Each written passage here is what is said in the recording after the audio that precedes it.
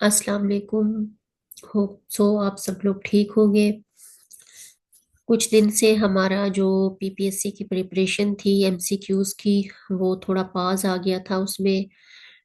उसके लिए मैं माजरत चाहती हूँ। मेरा बिल्कुल भी इरादा नहीं था कि हम जो है अपनी प्रिपरेशन में जो है वो पास लाएं, लेकिन कुछ सिचुएशन इस तरह से हो गई थी। फ्लू की वजह से मेरी तबीयत खराब थी तो मैं कुछ लेक्चर्स अपलोड नहीं कर पाई। तो इंशाल्लाह अब जो है नेक्स्ट हम अपनी प्रिपरेशन कंटिन्यू रखेंगे और हम सब्जेक्ट वाइज एमसीक्यू करेंगे। हम जो लास्ट टाइम हमने किए थे वो लीडरशिप एंड मैनेजमेंट के ही एमसीक्यू थे। अब हम नेक्स्ट भी लीडरशिप एंड मैनेजमेंट के कुछ एमसीक्यू आज करेंगे। सबसे पहले एमसीक्यू है, which of the following is not a step in federal contingency model of leadership. अब वो कहते हैं कि फेडरल की जो कंटीजेंसी मॉडल है उसका स्टेप नहीं है। कौन सा उसका स्टेप नहीं है? तो उसमें जो स्टेप नहीं है वो है बिकम एन ऑटोक्रेटिक लीडर। मतलब जो फेडरल कॉन्टिजेंसी, नाम से ही जाहिर है, जो फेडरल ने कॉन्टिजेंसी मॉडल दिया था उसमें ऑटोक्रेटिक नहीं आता, क्योंकि कॉन्टिजेंसी का मतलब होता है अकॉर्डिंग टू सिचुएशंस। मतलब लीडर को अकॉर्डिंग टू सिचुएशन जो है वो डील करना चाहिए, ना कि वो ऑटोक्रेटिक स्टाइल जो है वो अपनाए। इसकी थोड़ी सी हम डिटेल इधर नीचे पढ़ लेंगे। ये देखिए, federal contingency model of leadership develop किसने किया था? Fred Fiedler in 1960. This model aimed to identify the most effective leadership style based on context or situation. This model suggests that there is no single best way to lead. Instead, the effectiveness of leadership style is contingent upon situational factors. मतलब उसने कहा था कि कोई single एक जो है model उसका लीडरशिप का इफेक्टिव नहीं होता। ये नहीं होता कि हम सिर्फ ऑटोक्रेटिक यूज कर रहे हैं तो सिर्फ वो ही करते रहें। तो हमारा जो हमारी लीडरशिप स्टाइल होती है, इफेक्टिवनेस उस वक्त उसमें आती है जब हम अकॉर्डिंग टू सिचुएशन उसको चेंज करते हैं। कुछ सिचुएशंस ऐसी भी तो आती हैं जिसमें ऑटोक्रेटिक स्टाइल हमारा सूटेबल नहीं होता, तो फिर हम कोई और स्टाइल यूज कर लेते हैं। कुछ सिचुएशंस ऐसी होती हैं जिसमें हमारे हमारी लीडरशिप स्टाइल में डेमोक्रेसी जो है, डेमोक्रेटिक स्टाइल हमारा सूट नहीं कर रहा होता, तो हम कोई और अपना लेते हैं। तो अकॉर्डिंग टू सिचुएशन जो हम लीडरशिप का स्टाइल अपना रहे हैं, तो वो हमारा जो मॉडल था वो किसने दिया था? फेडलर ने दिया था। फेडरल ने 1960 में दिया था। फेडलर फेडलर कॉन्टिजेंसी मॉडल कहलाता है वो। नेक्स्ट एमसीक्यू हम करेंगे, इन leader in leader member exchange theory, which of following objective is not the focus? अब जो लीडर मेंबर एक्सचेंज थ्योरी है इसको हम LME मॉडल भी कहते हैं, लीडर मेंबर एक्सचेंज थ्योरी। तो इसमें से कौन सा जो है इसका ऑब्जेक्टिव नहीं है? इसमें से जो training of followers to become further leaders नहीं है, training of followers to become further leaders नहीं है। बाकी सारे जो है इस मॉडल के ऑब्जेक्टिव हैं, इस पे ये फोकस नहीं करता। सबऑर्डिनेट रिस्पॉन्सिबिलिटीज पे भी इसके ऑब्जेक्टिव फोकस करते हैं, इनहेंसिंग डिसीजन मेकिंग पे भी करते हैं, इंक्रीजिंग फॉलोअर एक्सेस भी करते हैं, training of followers to become future leader इस पे नहीं करते। मतलब जो हमारे सब ऑर्डिनेट हैं या हमारे फॉलोअर्स हैं उनकी इस तरह की ट्रेनिंग की जाए कि वो फ्यूचर में लीडर बने, ये ऑब्जेक्टिव नहीं है इसका, लीडर मेंबर एक्सचेंज थ्योरी का। थोड़ी सी डिटेल हम इसकी पढ़ लेते हैं। लीडर मेंबर एक्सचेंज थ्योरी जो है leader member exchange theory, sorry, LMX इसको बोलते हैं, LMX also called the vertical dyad linkage theory. Vertical dyad linkage theory भी इसको कहते हैं। तो उस वो क्या डिस्क्राइब करता है, वो कहता है how leaders maintain their position in group, किस तरह से लीडर अपने ग्रुप में अपनी पोजीशन को मेंटेन रखें, and how they develop relationship with other members, दूसरे मेंबर्स के साथ वो किस तरह अपने रिलेशनशिप को जो है वो डेवलप करें, that can contribute to growth और हाइंडर डेवलपमेंट, जो कि ग्रोथ को कंटिन्यू भी कर सकते हैं और हाइंडर भी कर सकते हैं। उसका ये बिल्कुल भी ऑब्जेक्टिव नहीं था कि जो फॉलोअर्स हैं उनको हम इस तरह ट्रेन करें कि वो फ्यूचर में लीडर बने।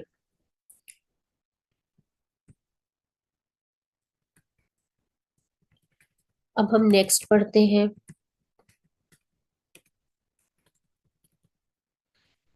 नेक्स्ट एमसीक्यू है हमारा, who develop the four I's of transformational leaders, किसने four I's of transformational leader develop किए थे?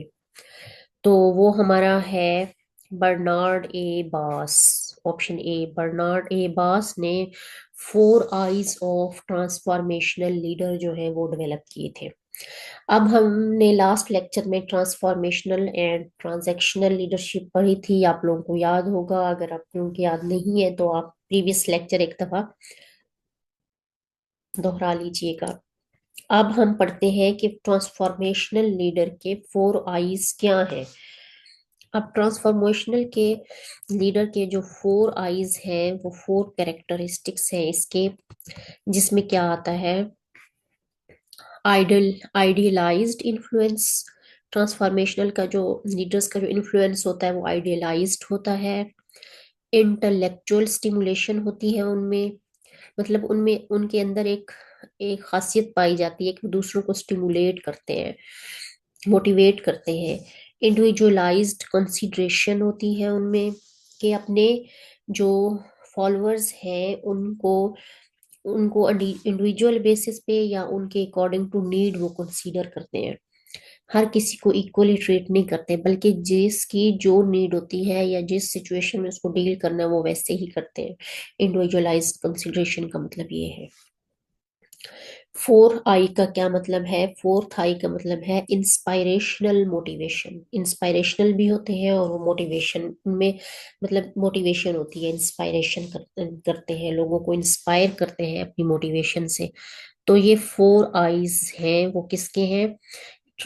इन ट्रांसफॉर्मेशनल लीडरशिप स्टाइल के फोर आईज हैं। अगर ये एमसीक्यू आ भी जाए कि फोर आईज या फोर आईज कैरेक्टरिस्टिक कौन से लीडरशिप स्टाइल के हैं, तो आपको पता हो जाएगा, चल जाएगा कि ट्रांसफॉर्मेशनल लीडरशिप के ये फोर आईज हैं। और ये फोर आईज डेवलप किसने की थी ये भी आपको पता चल गया कि वो की थी बर्नार्ड ए बास ने। अब हम अपने नेक्स्ट एमसीक्यू की तरफ आएंगे। Which of following adopters have more opinion leadership in the society, कि कौन से ऐसे अडॉप्टर हैं जो कि मोर ओपिनियन है लीडरशिप की सोसाइटी में? तो वो क्या है? Early adopter. जो अर्ली मतलब जल्दी चीजों को अडेप्ट करते हैं, तो वो ज्यादातर लीडरशिप जो है सोसाइटी में ओपिनियन सजेशंस दे सकते हैं, ओपिनियंस दे सकते हैं, और ठीक से सोसाइटी में एडजस्ट हो पाते हैं। अर्ली अडेप्टर है इसका नाम, ऑप्शन करेक्ट। अब उन्होंने क्या कहा, अगर हम एक्सप्लेनेशन देखिए, उन्होंने कहा they are consider to be opinion leaders. ये इस तरह के लीडर होते हैं जिनसे हम ओपिनियन लेते हैं, because they are often respected and influential within their communities, क्योंकि वो अपनी ही कम्युनिटी में रिस्पेक्टफुल होते हैं। हम देखें ना, अगर हम जाएं किसी और कम्युनिटी में, तो हम इस तरह के किसी लीडर के पास सबसे पहले जाते हैं, जो कि वो लोग, जाहिर है वो लोग हमारी बात तो नहीं सुनेंगे, वो तो अपने लीडर की बात सुनेंगे। तो हम डायरेक्ट उस लीडर के पास जाते हैं कि भाई हम ये आपकी कम्युनिटी में ये काम करना चाह रहे हैं या हमारा ये इशू है, तो लोग आप पे ट्रस्ट करते हैं, आप हमारा ये काम करवा दें। तो ये क्या होते हैं? ओपिनियन लीडर्स होते हैं। और ओपिनियन लीडर्स क्या होते हैं? अर्ली अडेप्टर होते हैं। और फिर अर्ली अडेप्टर का की उन्होंने डेफिनेशन दे दी कि अर्ली अडेप्टर क्या होता है। Early adopter are a group of people who adopt new ideas और products before the majority of a population. मतलब एक ऐसा बंदा जिसको हम अर्ली अडेप्टर कह रहे हैं, वो बहुत सारी कम्युनिटी के सामने अपने जो न्यू आइडियाज हैं उनको अडॉप्ट करता है।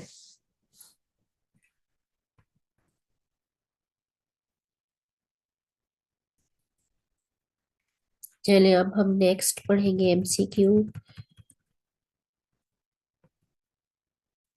इसमें कॉलम दिया हुआ है जो कि मैचिंग करनी है, लेकिन इसमें अ, हमारे पेपर में तो ऐसे क्वेश्चन नहीं आएंगे, लेकिन ये हमारा थोड़ा नॉलेज इससे इनहेंस होगा कि उन्होंने स्कूल ऑफ थॉट्स दिए हैं लीडरशिप के, जैसे थ्योरीज है, तो उनके जो फाउंडर है उनके नाम आगे दिए हुए। तो वो हम देखते हैं बारी बारी कि कौन सा स्कूल ऑफ थॉट किससे लिंक कर रहा है। अगर हम ए देखें, contingency school, contingency school of thought जो है वो हमारा जॉन के साथ जो है वो मैच कर रहा है। कॉन्टिजेंसी स्कूल ऑफ थॉट जो है वो जॉन के साथ मैच कर रहा है। सिस्टम स्कूल किसके साथ कर रहा है? सिस्टम स्कूल जो है वो हमारा जो है वो हर्बर्ट ए सिम साइमन के साथ कर रहा है। एंड ह्यूमन बिहेवियर स्कूल किसके साथ कर रहा है? ह्यूमन बिहेवियर स्कूल जो है वो आपका कर रहा है R A Johnson. R A Johnson. And then फिर लास्ट वाला जो डी है, decision theory school, decision theory school का जो लिंक है वो केथ डेविस के साथ है। अब बारी बारी उन्होंने आपको बता दिए। कॉन्टिजेंसी स्कूल जॉन के साथ एफिलिएट है। सिस्टम स्कूल जो है वो आपका होगा हर्बर्ट ए साइमन के साथ। और जो आपका ह्यूमन सॉरी सिस्टम स्कूल जो होगा वो आपका होगा बी। बी का है सेकंड नंबर पे। सेकंड नंबर पे जो है वो है आपका बी। ठीक है, हर्बर्ट ए साइमन के साथ आपका सिस्टम स्कूल है। और ह्यूमन बिहेवियर स्कूल जो है वो आपका होगा human behaviour school fourth number पे जो है R A Johnson. And decision theory आपका फिर केथ डेविस के साथ। चले नेक्स्ट हम देखते हैं अपना MCQ. Models of leadership, question number 6। The basic quality of dominant leadership is. अब बेसिक क्वालिटी जो डोमिनेंट लीडरशिप का क्या है? अब नाम से ही जाहिर है, डोमिनेंट मतलब रौबदार, जो हर किसी पे डोमिनेंट गालिब आ जाता है, तो उसकी क्या क्वालिटीज होंगी? वो होगा aggressive, rigid and skilful. Skilful भी होगा, रिजिड भी होगा, अपने जो भी डिसीजन लेगा वो रिजिडली उन पे कायम रहेगा, और एग्रेसिव उससे भी बहुत जल्दी आ जाएगा। चले अब नेक्स्ट हम एमसीक्यू अपना कर लेते हैं। नेक्स्ट जो एमसीक्यू है वो है इन लीडर मेंबर एक्सचेंज थ्योरी, जो हमने लास्ट भी अभी एक एमसीक्यू इस तरह का पढ़ा था, LMX theory. Which one of following objective is not focus? ये वही प्रीवियस वाला आई थिंक रिपीट हो रहा है, जिसमें फोकस नहीं कर रहा था LMX थ्योरी पे। तो ये था training of followers to become further leader, इस पे फोकस नहीं कर रहा था ये। नेक्स्ट देख लेते हैं हम। Bogardus has propounded the theory of indirect leader who is regarded as। वो कहते हैं बोगार्डस जो है वो प्रोपाउंडर है किसका? इनडायरेक्ट लीडर का। तो इनडायरेक्ट लीडर हम किसे कहेंगे? इनडायरेक्ट लीडर जो होता है, he indirectly exercises his influence over a group. यानी कि इनडायरेक्टली वो इन्फ्लुएंस कर रहा होता है ग्रुप पे। तो उसका प्रोपाउंडर कौन है? उसका प्रोपाउंडर है बोगार्डस। अब हम इसकी थोड़ी सी डिटेल पढ़ लेते हैं। फिर हम आगे चलेंगे।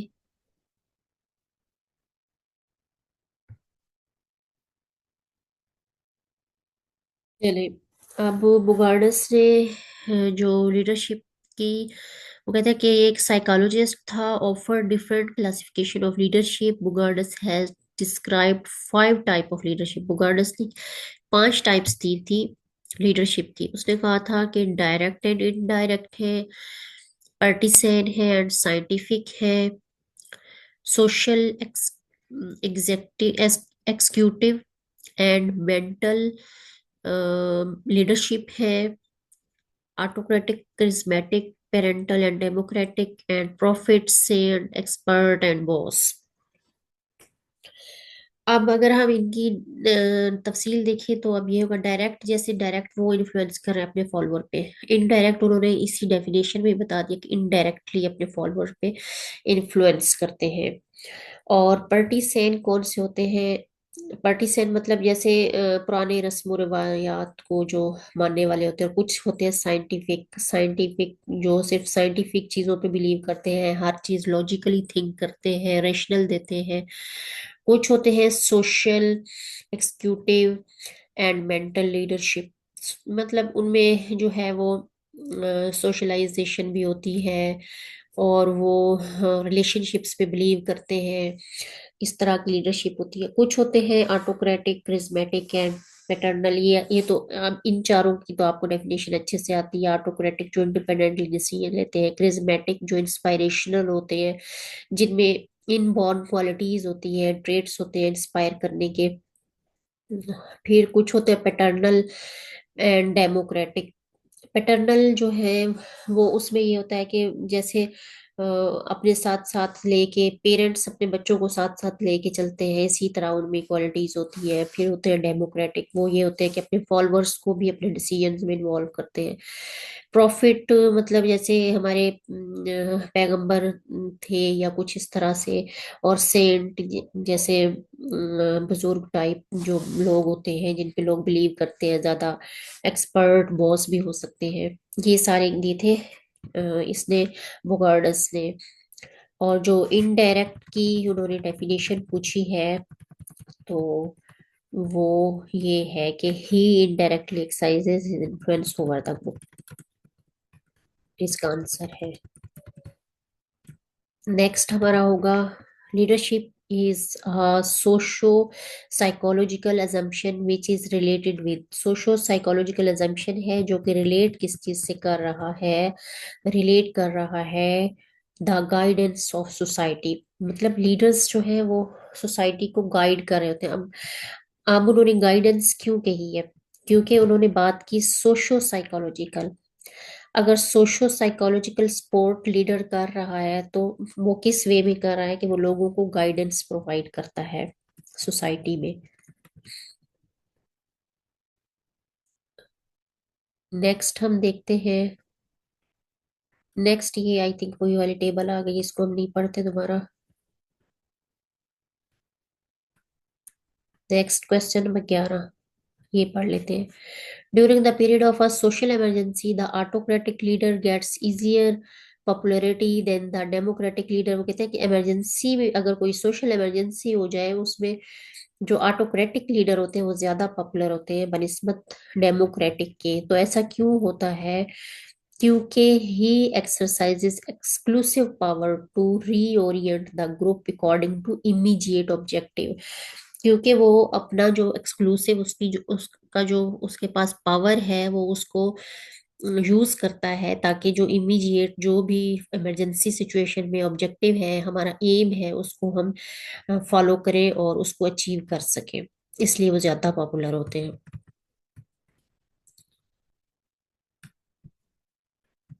नेक्स्ट हम क्वेश्चन पढ़ लेते हैं।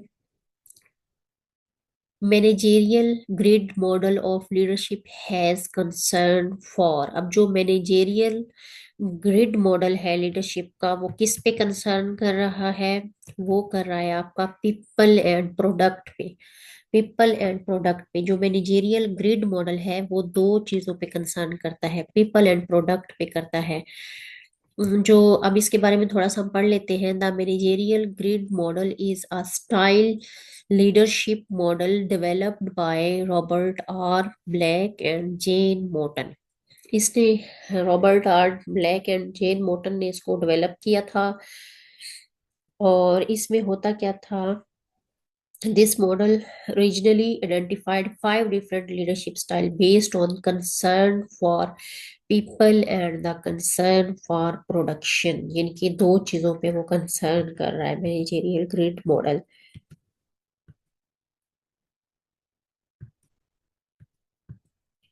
और फिर आपको ये भी पता होना चाहिए कि the grid identifies five types of leaders. कौन कौन से लीडर्स हैं? इम्पोवरिश लीडर, प्रोड्यूस और perish leader, middle of road country club team. ये उसका जो एक मॉडल था या ग्रिड बना हुआ था, ये उसके पांच जो है वो पार्ट्स हैं। जैसे कि ये मैं आपको बताऊं यहाँ पर,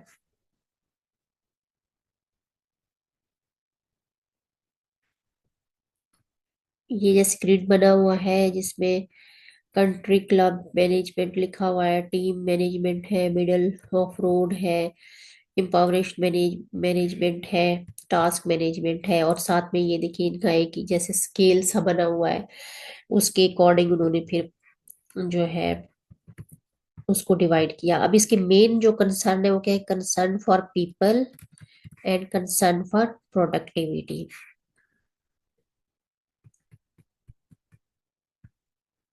अब आपको ये पता चल गया कि जो ग्रिड मॉडल है उसका कंसर्न किस पे था?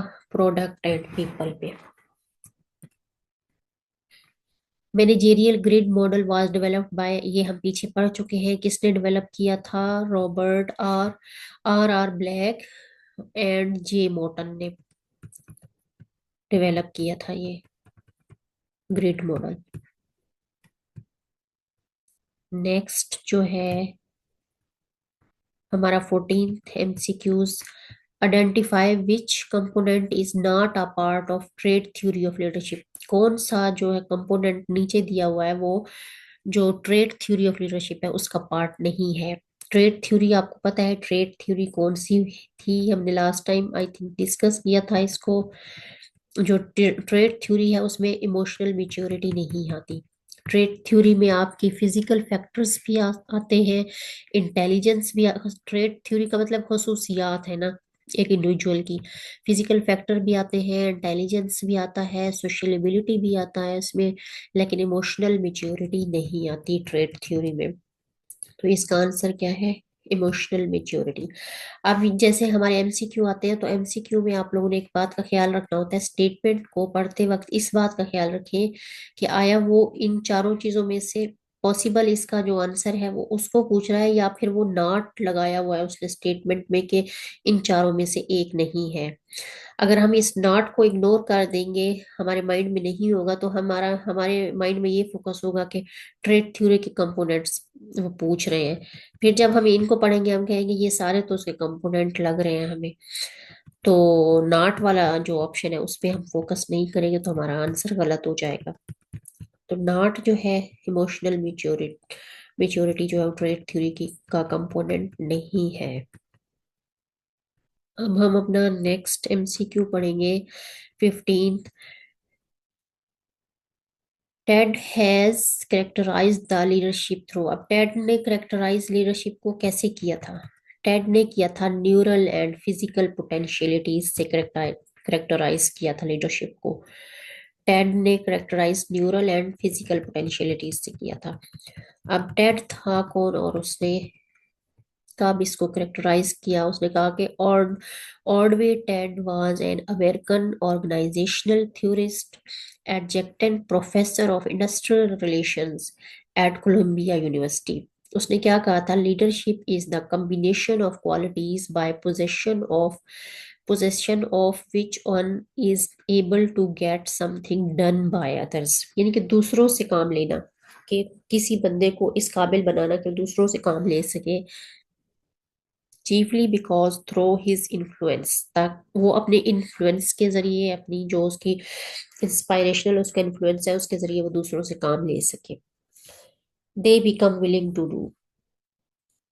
According to his book, The Art of Leadership, अगर ये इस तरह का एमसीक्यू आ जाए कि जो आर्ट ऑफ लीडरशिप बुक है वो किसने लिखी, तो वो लिखी थी ऑर्डवे टेड ने।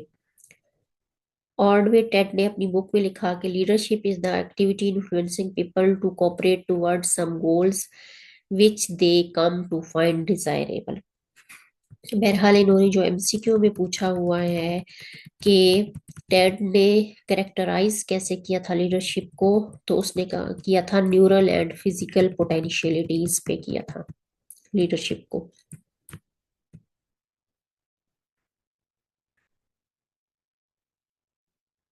फिर उसने सेकंड नंबर पे जो आंसर अपनी बुक में लिखा था ना, तो उसके अकॉर्डिंग ये एमसीक्यू ये ठीक है। Almost every study of secret of successful leader has agreed that possession of a generous and unusual endowment of physical and nervous energy is essential to personal ascendancy। यानी कि हमारी जो फिजिकल और nervous energy है वो बहुत जरूरी है। तक अब एक लीडर के पास ये एनर्जी होगी तभी तो वो दूसरों को इन्फ्लुएंस कर पाएगा। चलिए नेक्स्ट एमसीक्यू देख लेते हैं हम। आई थिंक ये 15 एमसीक्यू थे, ये हो गए हैं फाइनल। हमारा जो नेक्स्ट लेक्चर होगा वो फिर हम नेक्स्ट में पढ़ेंगे, और हम कोशिश करेंगे कि लीडरशिप के जो एमसीक्यूज हैं वो हमारे 3 से 4 दिन में कवर हो जाए, फिर हम कोई और सब्जेक्ट जो है वो अपना स्टार्ट कर लेंगे। Thank you, Allah Hafiz.